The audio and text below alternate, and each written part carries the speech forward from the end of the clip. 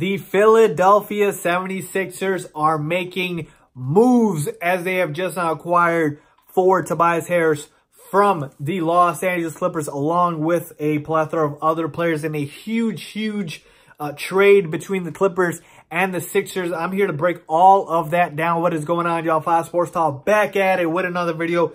Talking, of course, some NBA, here to talk NBA trade. With the NBA trade deadline right around the corner, we have a big trade between the Clippers and the Sixers, in which, like I mentioned, Tobias Harris is headed to the Sixers. So here to break down this trade for you guys. Who won, who lost, who was involved, why was this trade made, give you everything and more. With that being said, if you're new to the channel, make sure to go ahead and hit that big red subscribe button. And if you enjoyed this video, please give it a big thumbs up because it does help me a lot.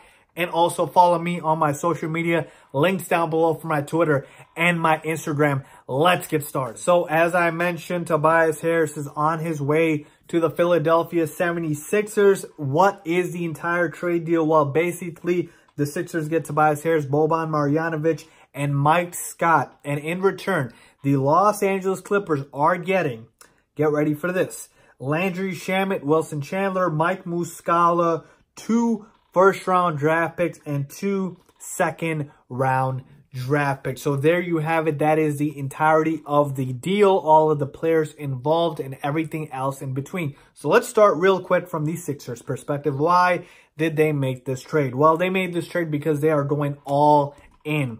And on this year, they see an opportunity.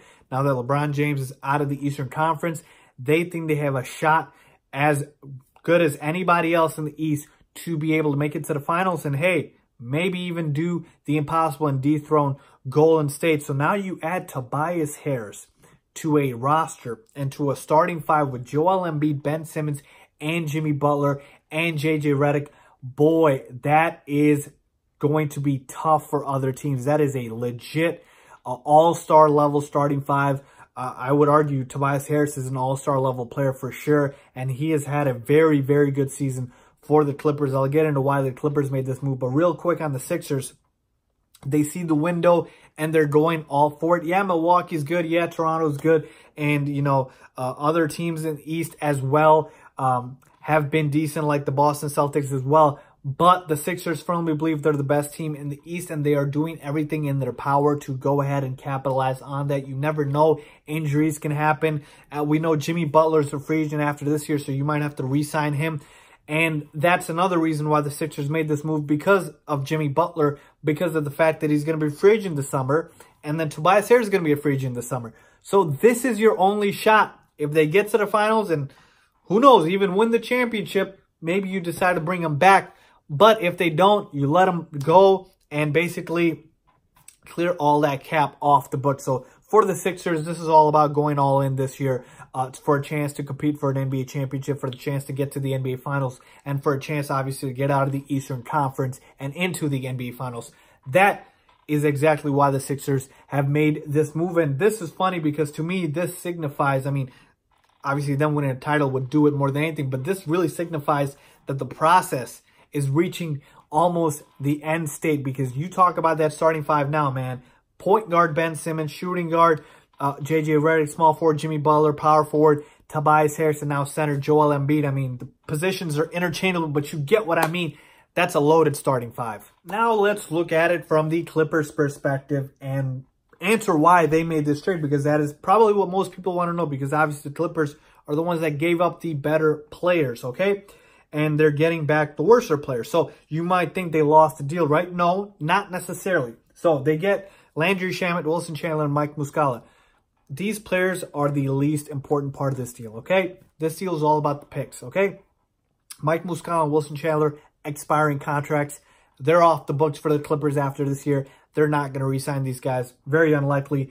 But this they were included in this trade to just meet the salary requirements to even complete this trade. Landry Shamet, he's on his rookie deal. He's okay. Nothing great. More of a throw-in, but really, like I said, maybe he's the one player that they keep on this roster. The Clippers do, but we'll see about that. So the players really don't matter too much. The picks here are what matters. So 2 first-round picks and 2 second-round picks. But the first-round picks, let's dig a little deeper here. You got a 2020 first-round pick directly from the Sixers, I believe. And then you have a 2021 unprotected first-round pick that the Sixers had from Miami. So now the Clippers have that pick. So it's Miami's pick in 2021 unprotected. So where Miami finishes, that pick is going straight to the Clippers now. And they have the Sixers pick in 2020. So two great first-round picks in terms of not having to deal with any sort of protections. And then you got 2 second-round picks. So 4 total picks there. So they realize, and they obviously the Clippers, that they're not going anywhere this year. And Tobias Harris, like I mentioned, is a free agent. And this is another reason this deal was made. Tobias Harris, the Clippers do not want to re-sign him because he is going to demand max money. And Tobias Harris should, I don't know if he'll get it, but he's been balling out and he should get paid. The Clippers just don't want to pay him, okay? Which is funny because Clippers traded Blake Griffin for Tobias Harris. So it's so funny how they're basically trading with Tobias Harris for picks.